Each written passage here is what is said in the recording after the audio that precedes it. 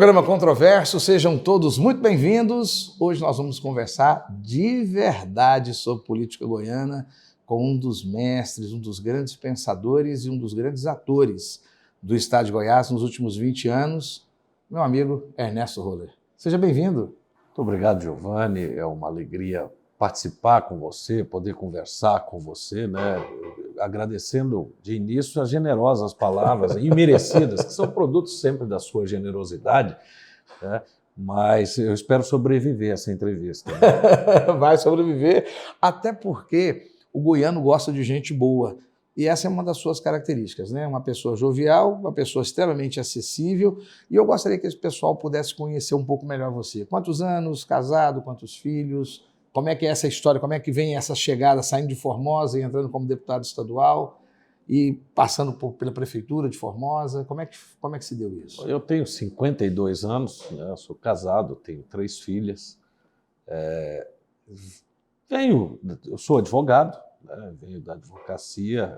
Lá em 2002, disputei a minha primeira eleição, fui eleito deputado estadual. Em 2006 fui reeleito, aí assumi a Secretaria de Segurança Pública no governo Alcides Rodrigues. Depois fiquei 2011 a 2014 sem exercer mandato. 2014 retornei à Assembleia. 2016 fui para a Prefeitura de Formosa e em 2018, a convite do governador Ronaldo Caiado, ainda no final de 2018, vim para cá assumindo a Secretaria de Governo desde o dia 1º de janeiro de 2019.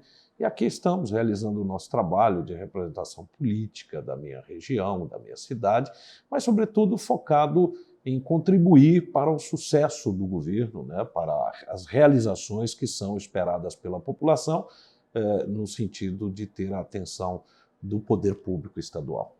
Ernesto, você sempre emprestou essa sua competência, essa construção intelectual, como um certo estrategista. A logística parece que para você é uma coisa muito importante, né?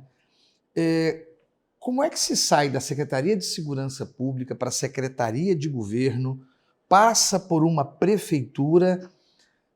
Como é que é essa construção pessoal dessa carreira política? Olha, isso muito, sem dúvida, é resultado, primeiro, da graça de Deus, né? Que é quem nos dá a oportunidade, é quem nos abre a oportunidade, mas a gente procura fazer também, né? Deus só ajuda quem se ajuda, você precisa fazer a sua parte. Eu venho para a Secretaria de Segurança Pública, talvez decorrente da minha atividade na advocacia criminal, tenha sido esse o elemento motivador do convite do governador Alcides Rodrigues.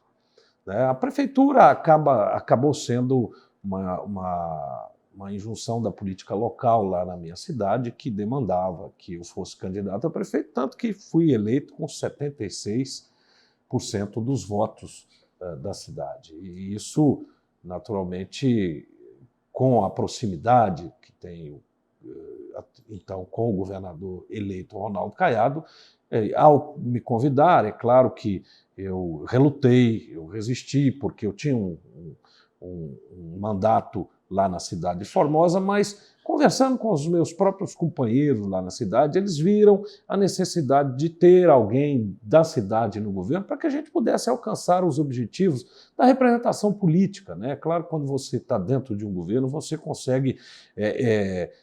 consegue ajudar na formulação de políticas públicas, você consegue trabalhar internamente a solução dos problemas que estão afetos à sua região. Mas, por óbvio, que como secretário de governo você tem uma responsabilidade com todo o Estado e especialmente com a parte de fazer a interlocução política do governo com essas forças políticas institucionais e até mesmo da política, vamos dizer assim, partidária, que é um ingrediente da vida da administração. Ernesto, minha pergunta vai diretamente ao encontro dessa parte final do que você trouxe, né?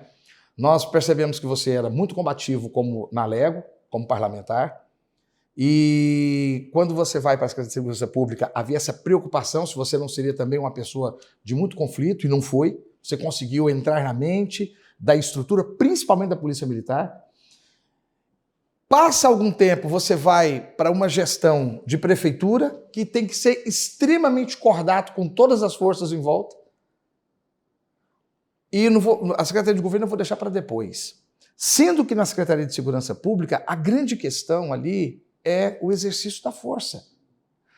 Como lidar, como gestor público, com essa diferença? Está claro o que eu estou te perguntando? Sim. Como lidar? E você consegue transitar isso? E aqui eu não estou puxando saco, não estou fazendo média.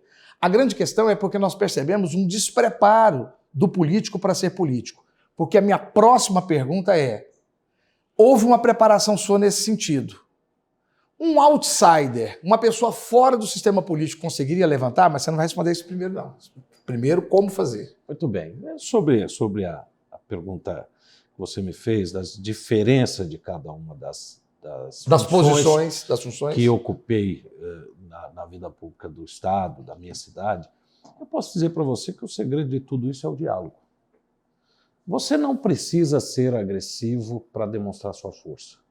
Você não precisa se fechar e nem deve se fechar para exercer o papel de gestão. A gestão pública ela tem os seus desafios de natureza orçamentária, financeira, logística e tudo, mas eu acho que quando você dialoga, você divide a responsabilidade, você divide o seu trabalho, né, a tomada de decisões, ninguém é dono da verdade. Então, por isso é importante ouvir, e eu sempre exerci o meu munus, vamos dizer assim, né, seja como parlamentar, seja como integrante do Executivo, dialogando com as forças que estão envoltas. No parlamento, é claro que você vive um embate, né, o embate das ideias, mas sempre fui um homem aberto ao diálogo e ao debate.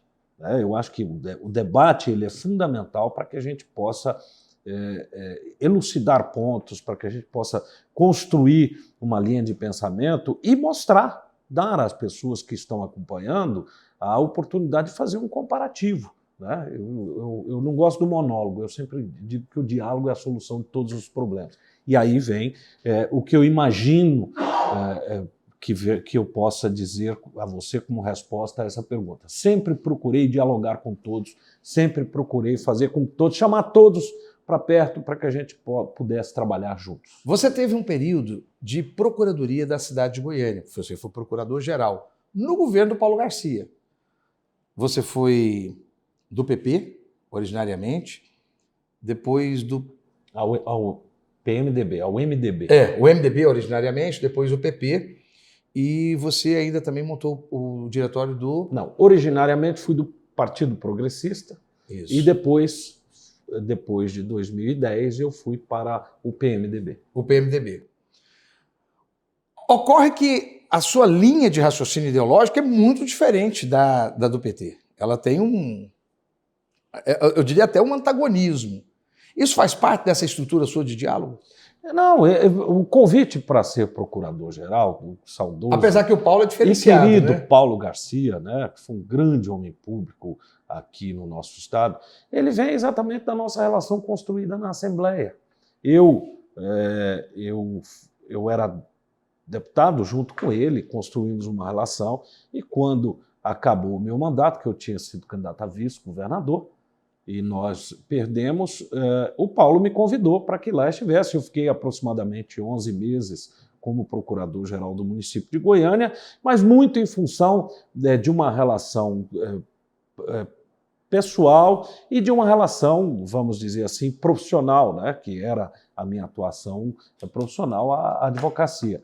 Não teve neste convite nenhum viés de natureza de política partidária. E foi exatamente resultado daquilo que construímos juntos lá na Assembleia, mesmo estando em polos opostos. Mas a convivência com as lideranças do PT dentro da capital não foram muito difíceis, não? Não. Extremamente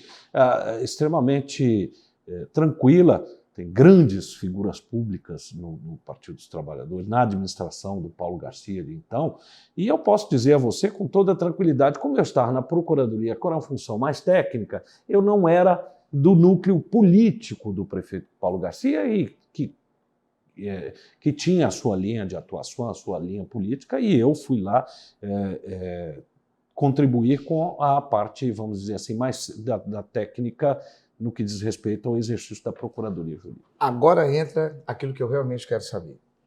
Nós conversamos, então, sobre teu histórico, nós verificamos, então, as suas várias posições em várias funções, nós percebemos a sua abertura de diálogo de um trabalho profissional com um partido que não tem a mesma confluência ideológica, isso tudo dentro de um preparo político prévio que você possuía. Nós temos uma discussão no Brasil hoje sobre a não política. Eu advogo com o meu programa a ideia de que a solução só tem na política. Você não tem solução fora da política. Nós temos algumas ideias de que precisa ser não político para conseguir realmente resultado. Eu queria saber a sua opinião a esse respeito. Olha, eu partilho do outsider. Eu partilho do seu entendimento. Eu acho que o que resolve os problemas da política é a própria política. Tá? Você tem uma configuração da democracia que é exatamente você eleito pela maioria, e isso diz muito respeito, muitas vezes, às eleições majoritárias, né? As eleições para presidente da República, governador, prefeito, onde esse viés da nova política ela é colocada. Mas você tem todo um sistema já montado lá na Constituição de 1988. Tá? Então, o outsider, eu não sou contra ninguém entrar na política. Todo mundo que entra na política um dia foi outsider, né?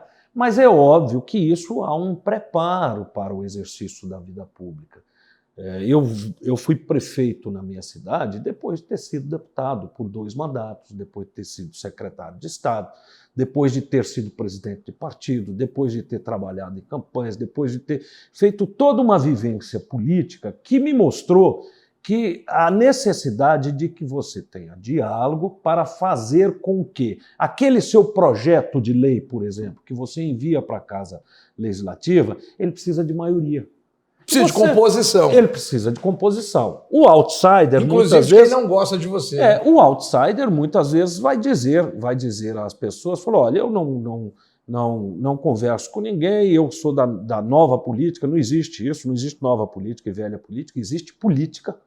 E a política é uma arte que deve ser realizada em favor da população, em favor das pessoas, mas o que quero dizer para você é o seguinte, não adianta você eleger uma pessoa com um discurso que quando ele tiver que aprovar um projeto de lei, ele vai ter que fazer política.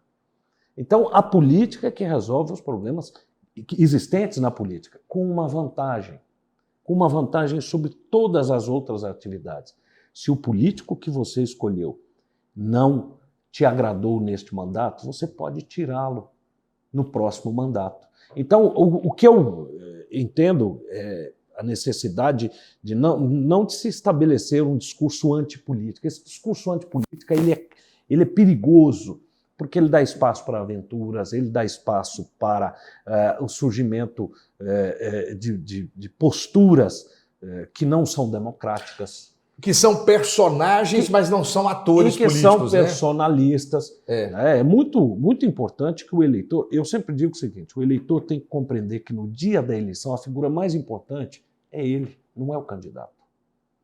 É o eleitor que está delegando os destinos da sua cidade, da sua nação, do seu estado, nos próximos 4 anos. Ele está delegando a decisão, a ação, a administração e, portanto, ele precisa entender que ele é a figura mais importante. No processo eleitoral, a figura mais importante é o eleitor.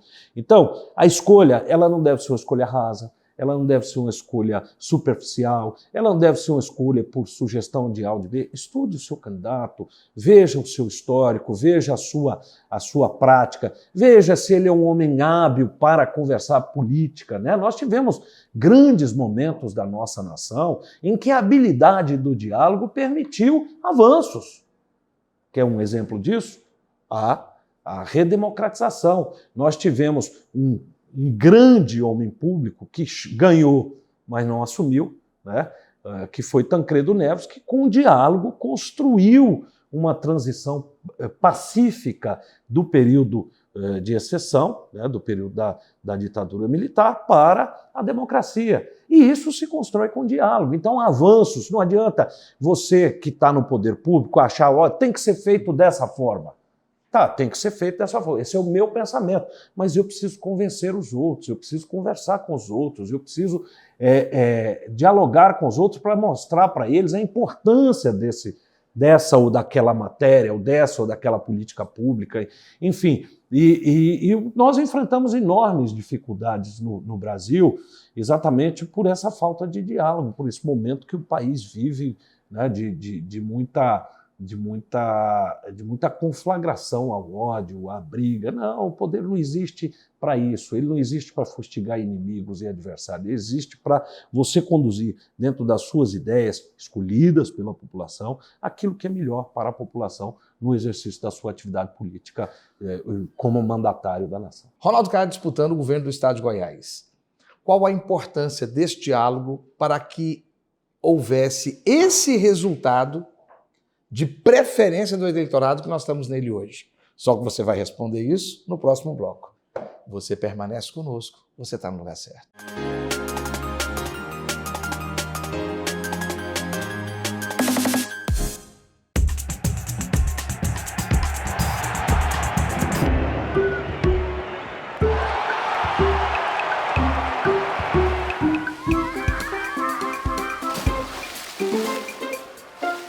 Dá para ver claramente nessas imagens quem dessas pessoas não tem um advogado. Ter um advogado para resolver seus problemas abre espaço para você viver com mais leveza. Aproveite melhor a vida. Contrate um advogado. OAB Goiás, impulsionando a advocacia, defendendo a cidadania.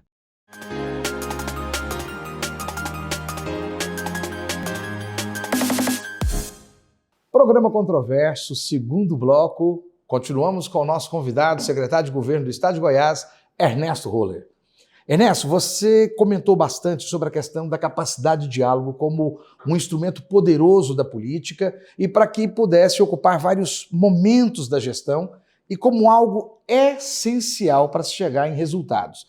E eu te perguntei sobre essa capacidade de diálogo do nosso governador Ronaldo Caiado, no sentido de que ele chega muito bem agora nesse momento, próximo das eleições e com uma aceitabilidade muito grande. O que você pode falar dessa competência de diálogo do Ronaldo? Olha, o governador Ronaldo Caiado talvez seja um grande exemplo desse diálogo que eu disse como instrumento da construção dos resultados positivos. Veja que, durante a pandemia, ou em outros assuntos, como o regime de recuperação fiscal, né, uma conquista do goiano, através da ação do governador, ele sempre dialogou com todos. Ele dialogou com prefeitos na questão da pandemia, ele dialogou com o Tribunal de Contas, com o Ministério Público, com a Assembleia Legislativa. Então, esse é um grande exemplo. E o governador chega nesse momento que, graças à sua obstinação, né, à sua ação administrativa aliada, e aí esse é um ingrediente importante. Quando você está na administração pública, você precisa fazer política. É diferente quando o cidadão está na empresa dele. Quando ele está na empresa dele, ele pode tomar uma decisão, desde que ele pague todos os direitos trabalhistas, desde que ele não fira os direitos dos trabalhadores que estão na CLT, ele pode mudar, por exemplo, o horário de funcionamento da sua empresa. No setor público, não, você precisa interagir, você precisa ter uma boa interlocução, um diálogo com as forças democráticas que representam a sociedade civil, o servidor público, dialogar e mostrar para as pessoas que o caminho certo é aquele. E isso o governador fez. Pegou um governo aí destruído sob aspecto financeiro, pagou no primeiro ano 14 folhas de pagamento para poder quitar dívidas do governo anterior. Nós temos uma situação fiscal do estado de Goiás hoje que Goiás desponta no país. O Goiás hoje ele está numa condição fiscal extremamente positiva e nós não podemos desconhecer que isso é resultado desse trabalho do governador, que passa agora a ser coroado pela aprovação popular, que naturalmente, em virtude do processo eleitoral, as pesquisas estão demonstrando que agiu certo e está no caminho certo. Eu te pergunto essa questão do diálogo porque ele é um homem muito firme, de convicções pré-estabelecidas e uma pessoa que não costuma ter uma ação em razão de interesses pessoais. Ele responde dentro daquilo que é as convicções dele. No início do governo, havia uma crítica a respeito dessa contundência. Inclusive tem aquele episódio famoso que a oposição explora bastante, né? Não preciso do seu voto, né? Que ele, na verdade, estava dizendo para uma pessoa específica, né? Uma pessoa que estava fazendo uma aglomeração ali e tal, que era daquela pessoa que ele não precisava. Mas esse tipo de postura, aliado também com uma posição muito forte no governo, que às vezes não cede à pressão do legislativo, não cede à pressão dos partidos políticos. Como você coloca essa posição de diálogo que resolveu no último ano e meio com essa posição inicial?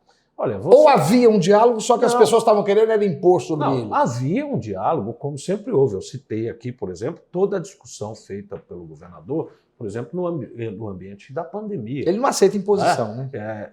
Sempre dialogando, sempre conversando, sempre recebendo de todos as opiniões para formar a sua convicção. Esse episódio que você cita foi no momento da pandemia, em que hoje as pessoas reconhecem a excelente gestão do governador Ronaldo Caiado durante a pandemia, né, na condução desse problema, que poderia ter sido muito mais grave, não fossem as medidas tomadas por ele. Mas esse foi um episódio em que uma pessoa querendo tumultuar, e o governador, ele não transige com princípios. Esse é o problema. Esse é o ponto aí. Ele não transige com princípios. E o princípio de todos aqueles que têm, tinham naquele momento uma preocupação com os resultados dessa pandemia nas vidas dos goianos era a defesa da vida. Então, seria muito fácil, né? Seria muito fácil o populismo nessa hora. Mas o governador foi firme. E, aliado a isso, ele promoveu algo que talvez as pessoas não tenham se apercebido. Mas eu acredito que o resultado da pesquisa ele demonstra isso. Foi a regionalização da saúde, a interiorização. Goiás tinha 297 leitos públicos instalados em Goiânia, Aparecida e Anápolis. Hoje, são mais de 1.300 instalados nas diversas regiões do nosso estado. Você tem UTI em Porangatu, você tem em Formosa, você tem em Itumbiara, você tem em Catalão, você tem em todos os lugares, você passa a ter uma interiorização da saúde. Isso permitiu, Giovanni e espectadores, permitiu exatamente o quê? Permitiu um enfrentamento menos danoso a essa pandemia.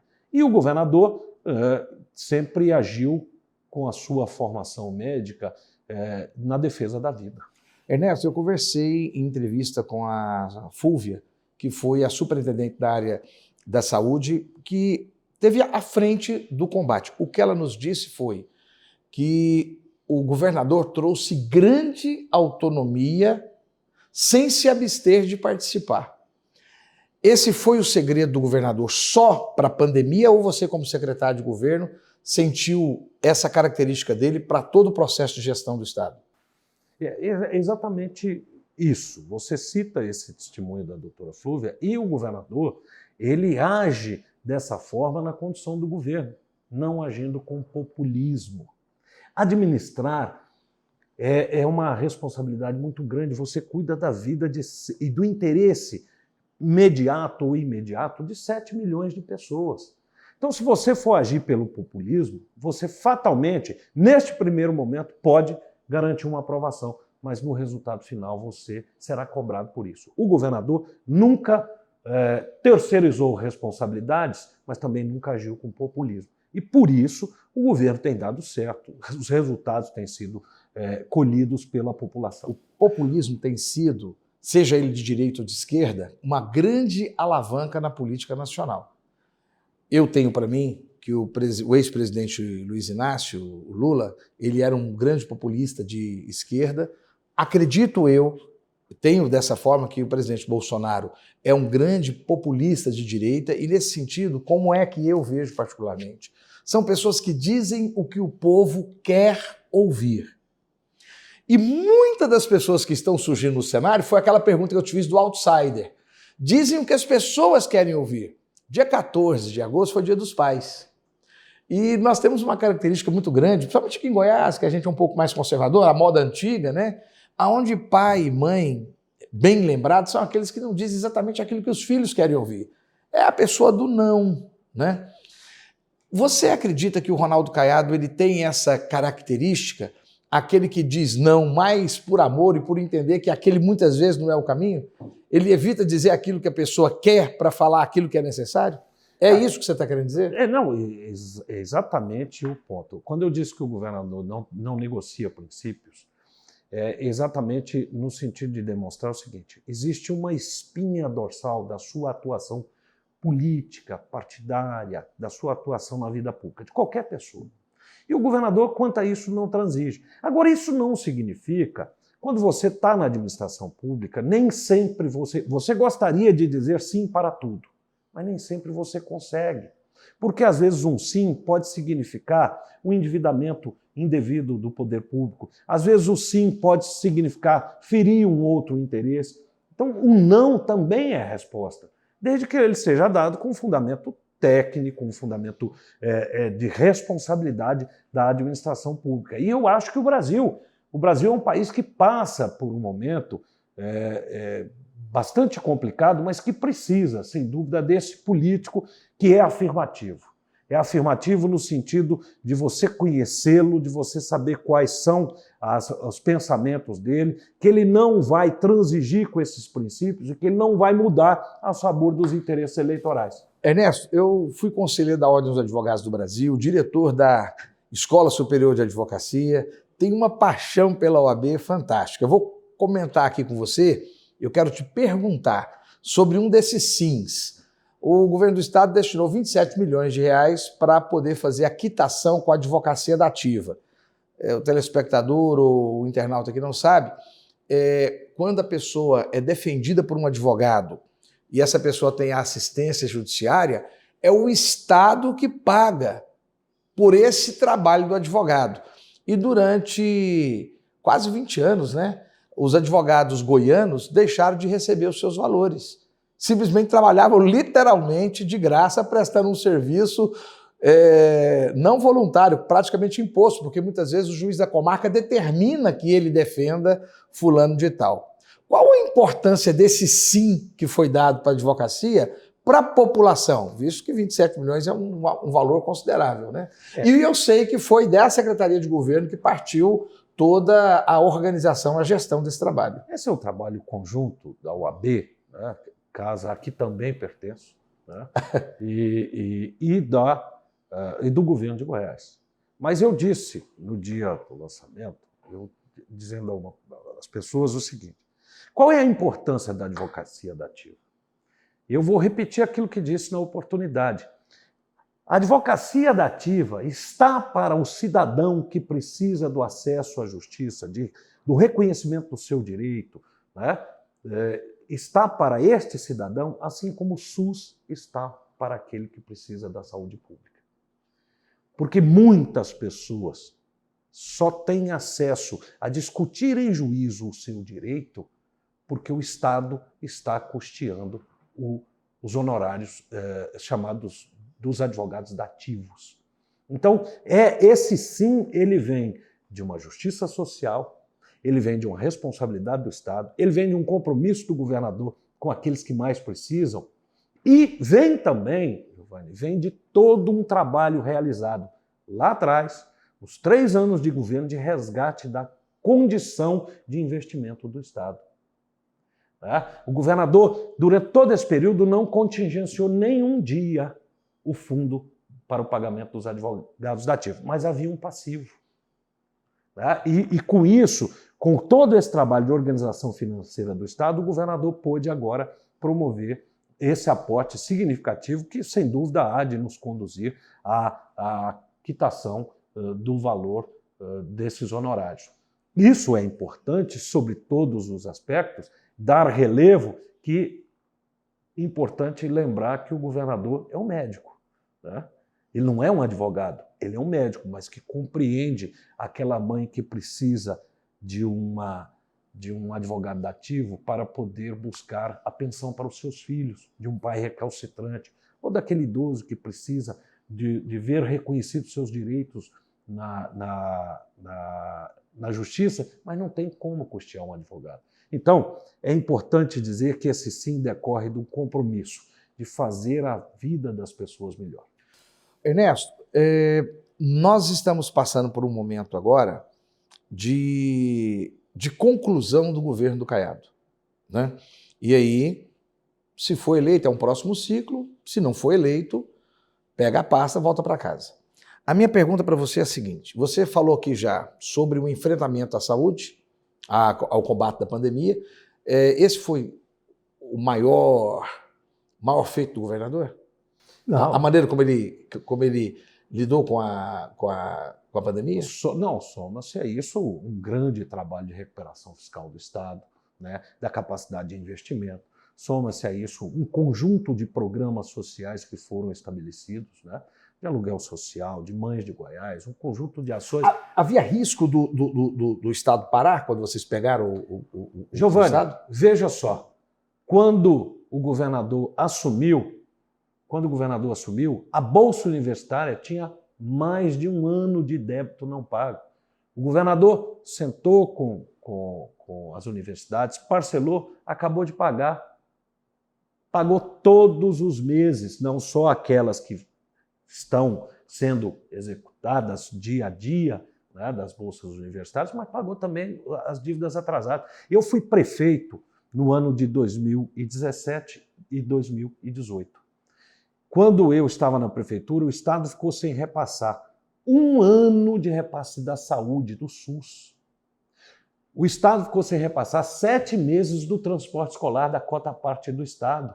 O governador, desde o seu primeiro dia, paga religiosamente em dia e pagou atrasado.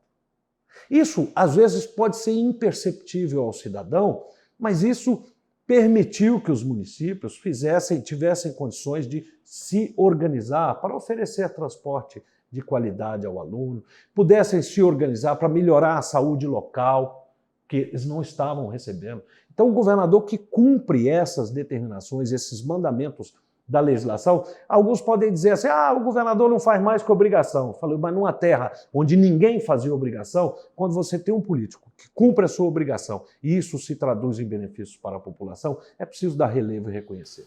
Vou fazer um segundo bloco maior. Me fala então sobre a segurança pública. Você já falou sobre a educação, né, a Bolsa Estudante, você falou sobre a questão da advocacia, que é a questão da justiça, você falou sobre a questão da saúde. Me fala um pouco sobre segurança pública. Olha, na segurança pública nós estamos percebendo a aprovação da população, né?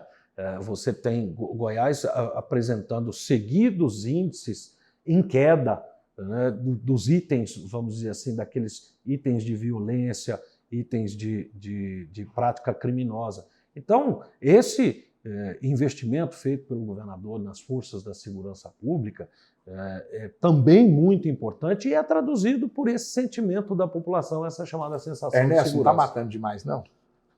Olha, eu não tenho... eu levanto a bola, mas eu faço ponto com você também. Não, mas sem dúvida. Mas eu não tenho essas estatísticas para eu poder te dizer, né, para eu poder te responder. Agora, tudo aquilo que for objeto de exagero, de exacerbação por parte do indivíduo que ali está agindo, deve ser objeto de apuração e ser apurada alguma conduta irregular, objeto também de punição. Já estamos cutucando, vamos cutucar mais um pouquinho. Estradas. Olha, veja, sobre a questão das estradas, nós temos uma política de manutenção das estradas hoje, né, que você não ouve mais problemas. Claro que nós temos períodos chuvosos e tudo, mas o serviço e o trabalho de manutenção das nossas rodovias, o governador tem pago religiosamente em dia, tem sido cobrado, a Goinfra tem feito o trabalho. Agora, novas estradas, pontes, é porque também tem um aspecto, né? Divulgou-se pouco esse investimento. Tivemos um momento difícil, que foi o momento da pandemia, que todas as energias financeiras do Estado foram voltadas para fazer frente a esse que foi um mal mundial, né? Mas, depois disso, nós tivemos pontes sendo recuperadas, refeitas, rodovias sendo pavimentadas. Então, é um ponto que as pessoas gostam de ver ações bastante volumosas nesse ponto. Mas o Estado recompôs a sua condição de investimento, né, a partir da pandemia, depois da pandemia para cá, com o advento do regime de recuperação fiscal e também com a recuperação econômico-financeira do nosso Estado. Faltou um pouco de comunicação de todos esses feitos do Ronaldo Caiado nos 3 primeiros anos? Porque houve uma redução drástica do investimento. Houve uma redução. Há aqueles que entendam que essa divulgação ela poderia ter sido maior, mas ela teria um custo. E aí é onde eu disse a você, o governador não transige com princípios. Se você está precisando gastar o pouco que tem para garantir vidas, você não vai poder gastar com a comunicação. Se você está precisando gastar o pouco que tem para recuperar uma ponte, para recuperar uma estrada, você não pode gastar com comunicação. Nós tivemos momentos no país que o gasto com comunicação, aqui no Estado, que o gasto de comunicação, proporcionalmente, ele era maior do que o gasto com saúde e educação. Aqui parece que você e sua equipe estão muito apaixonados pelo Caiado. Você acredita que vai ter segundo turno? Olha, nós trabalhamos para que não haja. Né? Nós trabalhamos mas eleição é igual garimpo. Né? Eleição é igual garimpo. A gente só sabe o que dá depois que apura. Mas o nosso sentimento é de trabalho. Né? Não nós vamos trabalhar, o governo vai continuar o seu trabalho administrativo, mas as forças políticas de apoio ao governador vão continuar trabalhando e perseguindo o objetivo de ganhar no primeiro turno. E aí, vamos supor que ganha. O que a população do Estado de Goiás e a estrutura brasileira, da política brasileira, pode esperar de um segundo governo de Caiado? Só que você vai responder no nosso terceiro e último bloco. E você permanece conosco. Você está no lugar certo.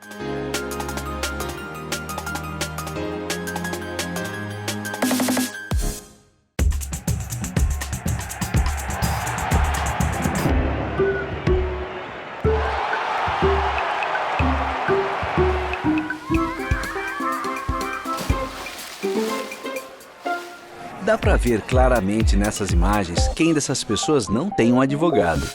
Ter um advogado para resolver seus problemas abre espaço para você viver com mais leveza. Aproveite melhor a vida. Contrate um advogado. OAB Goiás, impulsionando a advocacia, defendendo a cidadania.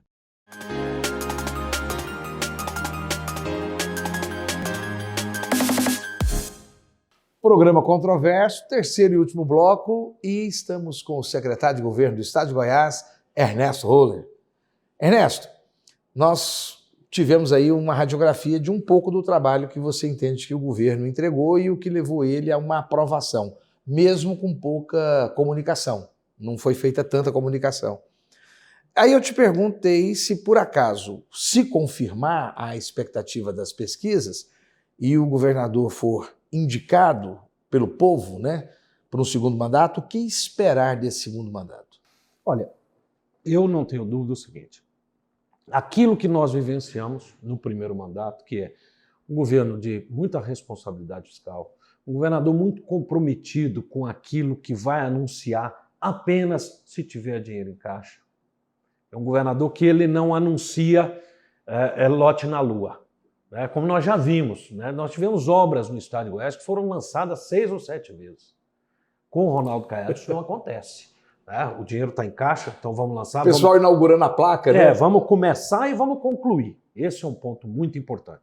Agora, num segundo governo, certamente, com o Estado, com uma recuperação como nós estamos assistindo, sob o aspecto financeiro, fiscal, econômico, nós teremos condições de fazer um conjunto muito maior de realizações no que diz respeito, por exemplo, à infraestrutura, no que diz respeito à própria saúde, à própria questão social. Indústria. O empresário da área de indústria pode esperar algum ambiente melhor em matéria de internet, de iluminação, de água. Inegavelmente, tem muitas Esse corredor, né? Muitas dessas coisas Até Brasília. São de decisão naturalmente federal, né? Como você coloca aí a questão dessa logística, de estrutura de logística, mas certamente o Estado de Goiás, o governador, no começo, ele reviu a política de incentivos e trouxe uma nova política, né? O Pro-Goiás, e com isso nós tivemos condições de atrair investimentos. Goiás é um estado que vem crescendo acima da média nacional, mesmo com a pandemia, como resultado, naturalmente, do esforço do empresário goiano, da qualidade, da competência e das condições que são geradas e criadas pelo governo do estado. Você acha que a Secretaria da Retomada, e veja bem, não estou querendo fazer nenhuma análise do seu colega secretário, assim, eu quero dizer a estrutura estratégica da Secretaria de Retomada, ela funcionou como se esperava? Não, eu não tenho dúvida de que ela funcionou. Sob a diretriz e o comando do governador, foram adotadas ações, importantes ações, no sentido de garantir essa retomada do desenvolvimento, seja na interação dessa secretaria com a indústria e comércio, com o turismo, com os outros setores da administração, exatamente no sentido de criar uma estrutura que pudesse ser o elemento promotor dessa junção de esforços e vetor, né, do direcionamento desse esforço. Não faltou um pouco de comunicação, por exemplo, da Secretaria de Retomada com o trabalho da Codego, não? Não acredito. Eu sei que o relacionamento é muito positivo e eu tive até conversando com o Fião é o presidente da Codego, né, como ele mesmo se denomina, e que foi extremamente positivo. Mas nós não percebemos, analisando a política goiana, que houve uma integração desses dois projetos. Não. A Codego parece que trabalhou muito a parte da Secretaria. A Codego tem a sua especificidade, né? Ela é a gestora dos distritos agroindustriais, né, do nosso estado, é um instrumento de fomento desse processo de industrialização, mas também é subordinado à Secretaria de Indústria e Comércio, em que houve essa interação no âmbito da Secretaria sob a determinação do governador. É claro que um ou outro ponto, muitas vezes, a gente quer fazer, mas esbarra num impedimento legal, esbarra numa dificuldade, mas, de um modo geral, eu não acredito que haja faltado, não, até porque todos agiram e trabalharam no mesmo sentido. A preparação do povo goiano em relação a esses distritos agroindustriais, né? A preparação do povo goiano para que eles ocupem cargos importantes, as escolas técnicas seriam uma solução para isso? Para qualificação? Sem dúvida, escolas técnicas, né? Nós temos eu estou falando da ITEG, das escolas técnicas do Estado de Goiás. Os institutos tecnológicos, né? Não só eles, como também as próprias faculdades, as universidades, elas têm formado grande parte da nossa mão de obra, seja do setor privado ou do setor público, mas é importante que as pessoas também queiram e se disponham a esse aprendizado, e certamente Goiás tem importantíssimos quadros. Então, você acredita que vai precisar também mexer um pouco na mentalidade da disposição das pessoas de estudarem e se esforçarem?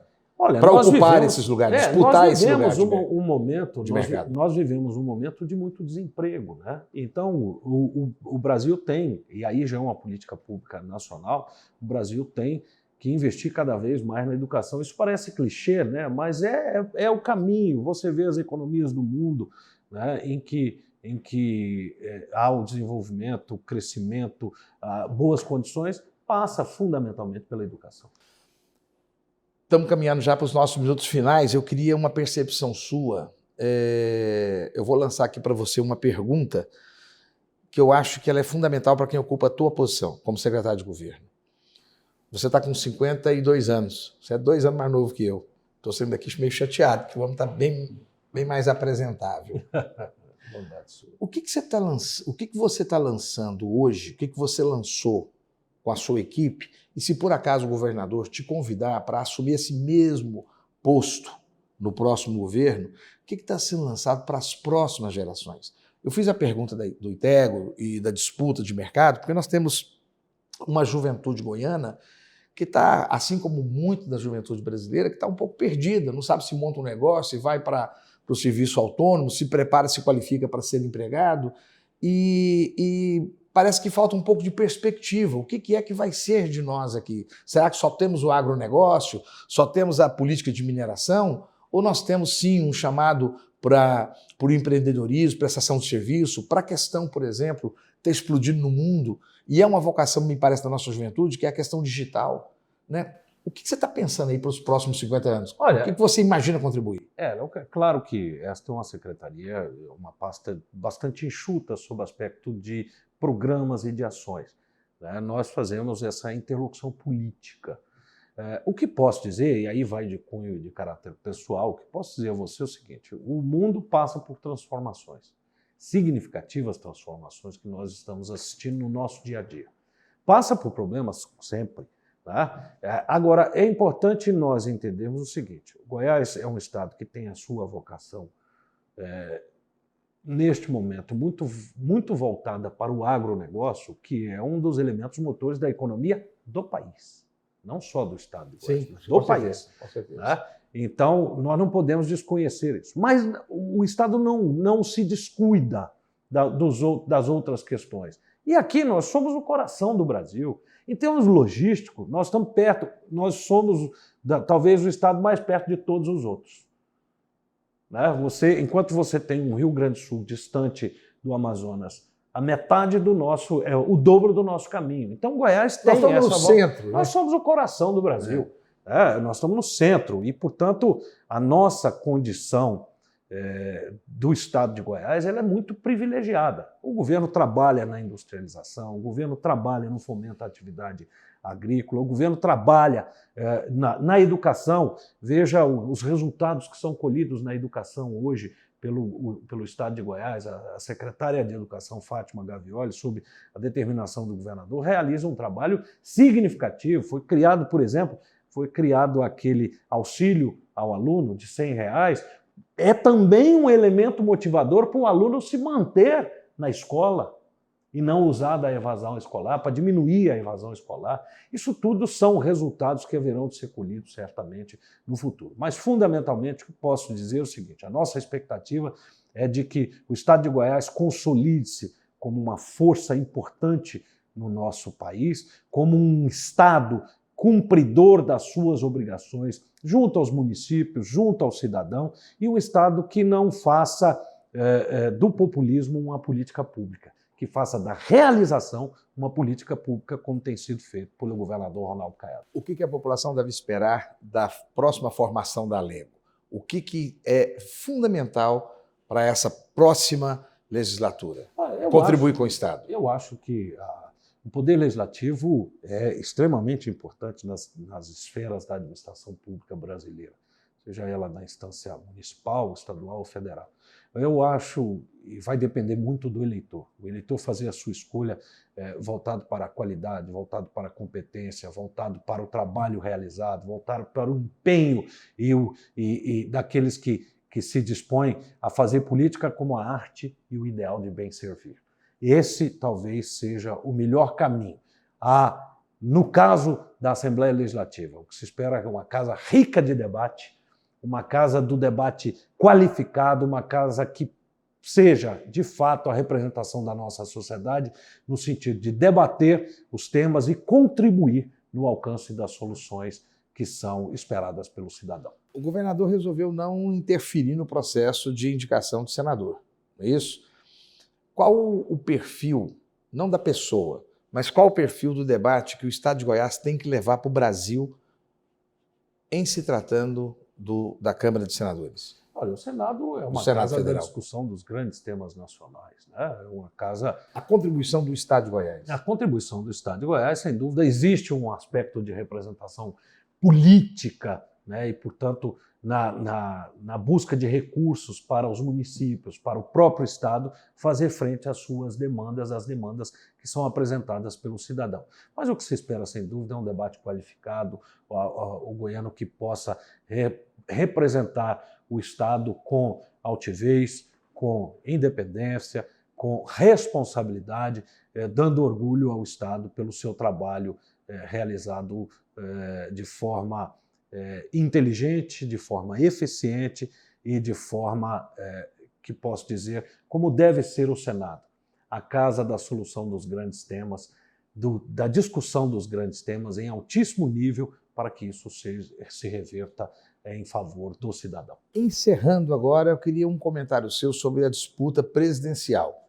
O que deveria estar sendo discutido realmente nas famílias, nas casas, e não está sendo discutido, e seria importante que nós trouxéssemos o tema para a mesa, para a sala de jantar, para a sala de televisão, no táxi, no bar, a respeito do nosso país? Olha, eu acho que está sendo discutido nas casas, nas residências, um tema que me parece central hoje, que é o preço do supermercado.